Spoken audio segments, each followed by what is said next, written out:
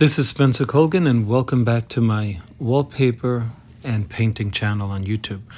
I'm doing a mural. What do you think? Doesn't it look like the real thing when you back up? So I put the sheets up. No need to bore you there. You've seen enough of my videos to know you just hang the wallpaper. And now we have to match the left sheet to the right sheet. I'm a left-handed person, so what you're looking at right there is my overlap. And I put it over the left sheet. I'm pulling up the pattern. If the pattern is directly over in the right place, when I flip it like that, what I'm doing is making sure that the top layer of wallpaper is directly over the lower. Does it look right? It's not right. Let's go to the top. You just saw the bottom and how it was perfect, but look at the top. Look at our arch.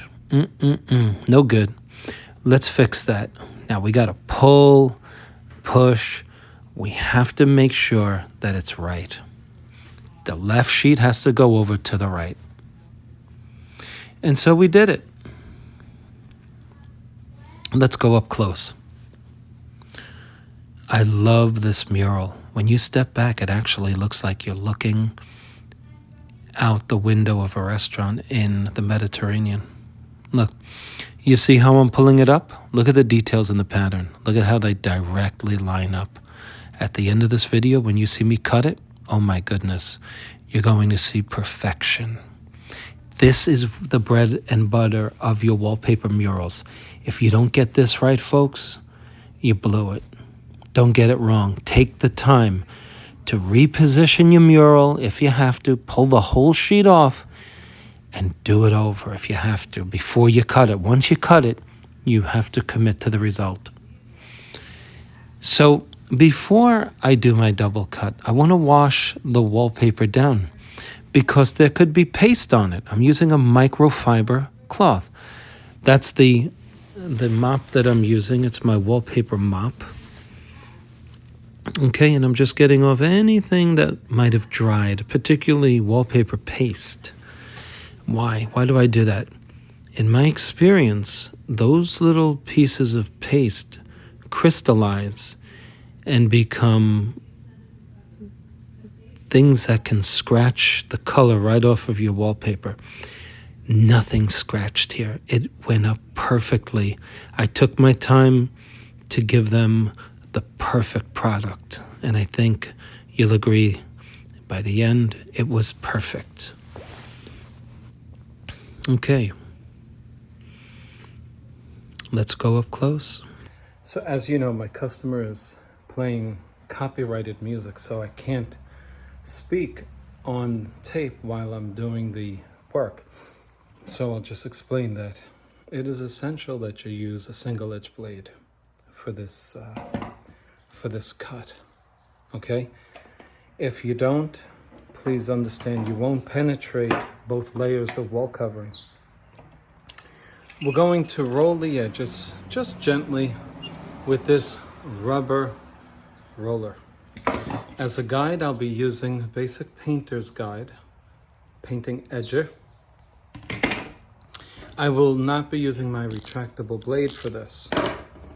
I want to give a shout out to the fellow who on one of my last videos published at the end of April 2024 said, I'm worried about the way you swing the knife around, for which I gave him copious thanks.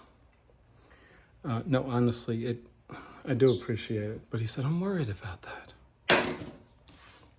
Just fast forward, you'd see that I didn't hurt myself. You know what I mean? Anyway, let's get to it. Well, here's the single edge blade. There's the tool. And this is about a 2-inch wide space called the overlap. My laser line is over the overlap. You want to cut through the overlap. Now here's the problem, folks. If you didn't hang it straight, meaning plumb, you know what's going to happen? you'll cut through the overlap.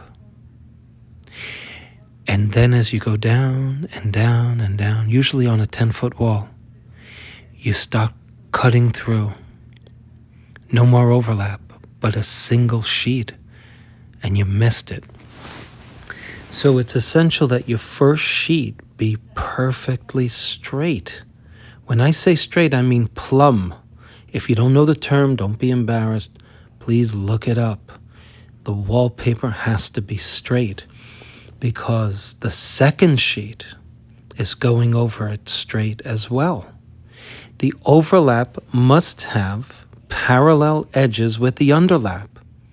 And so when you cut through both of them, you're cutting straight through, and you can count on the fact that you'll be cutting through the overlap from the top to the bottom.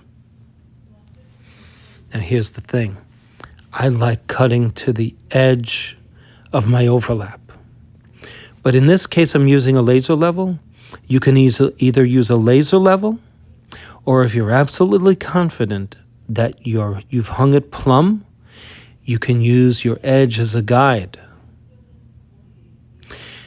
And so as long as you keep your edger parallel with the edge of the wallpaper overlap, you can't go crooked because you're using the edge. You're watching it as you cut through it, and you're always keeping it about 1/4 of an inch away. Look at that. Oh my gosh, that's so gorgeous. That's my overlap I'm pulling up. This is my underlap. By the way, if you don't prime your walls properly, you see that underlap right now? Okay, pull it to the right if it gets stuck. If you pull it to the left, you might pull some mural with it. Right? Common sense. Your wall might come up if you don't prime your walls. That overlap, the underlap, makes the wall soggy. If the adhesion of your substrate is questionable, you're going to remove 1/8 of an inch of wall, put some gouges in it, and it is an unsightly error. What I mean by that is, if you pull your underlap and it has wet the wall, what's going to happen to a wet wall? It gets soft. It'll come up. So I advise you to prime the wall with an acrylic. An acrylic primer penetrates the paint, locks down dust. Okay, let's go to the next frame. And what do we see? I'm cleaning the seams again. And I'm going to cut through the second seam. Beautiful. I love this mural. Okay, what do we have next? We have our second cut. And there it is. I didn't bore you with going through the details of it, but I'm pulling the underlap away, and look how easily it just comes off. Okay? If it gets snagged, stop pulling. Now let's see the final product.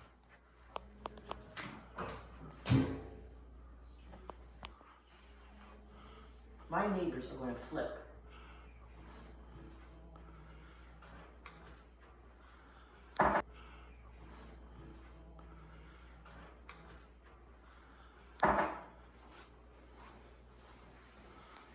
Brian's going to be like, I think I'm going to Murals. She'll be like, yeah. Oh, Joseph, look at this. Look at that. With this table on there. Yeah. Oh, that's going to look good. Yeah. I might have to get it raised, but we'll see.